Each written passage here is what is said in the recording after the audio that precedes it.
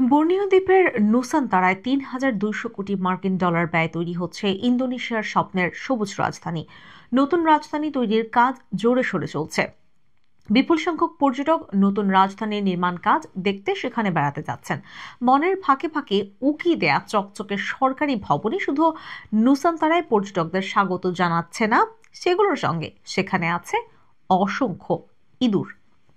নুসান্তারায় পর্যটকদের ফেলে যাওয়া আবর্জনার মধ্যে ছুটে বেড়ানো ইঁদুরের বেশ কয়েকটি ভিডিও গত কয়েকদিনে সামাজিক যোগাযোগ মাধ্যমে ভাইরাল হয়েছে।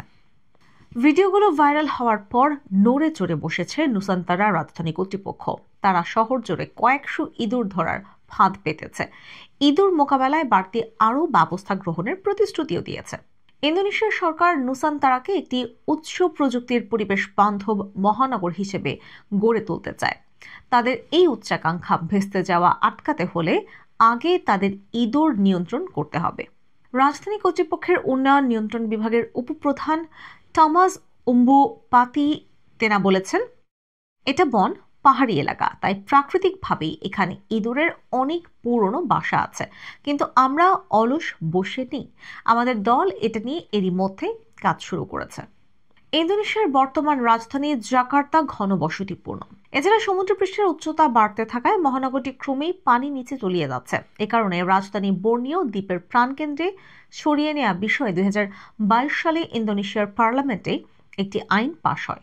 ওই বছরে নতুন রাজধানীর নির্মাণ কাজ শুরু হয়। নতুন রাজধানী 19 লাখ মানুষের বসবাসের উপযোগী করে গড়ে তোলা হচ্ছে, কিন্তু নির্মাণ ক্ষেত্র জুড়ে ছুটে বেড়াচ্ছে ইঁদুর আর ইঁদুর।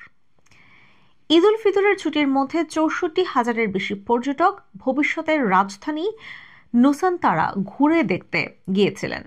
তাদের অনেকেই নগরের মসৃণ সড়ক এবং আধুনিক স্থাপত্য শৈলী দেখে মুগ্ধতা প্রকাশ করেছেন। তবে কেউ কেউ সেখানে আবর্জনা, বিশেষ করে প্লাস্টিক দূষণ নিয়ে উদ্বেগ প্রকাশ করেছেন। আবর্জনার কারণেই ইঁদুরের উৎপাত বেড়ে গেছে বলছে রাজধানী কর্তৃপক্ষ। নুসান্তারা ইন্দোনেশিয়ার কম জনবহুল প্রদেশের পূর্ব কালিমান্তানে অবস্থিত।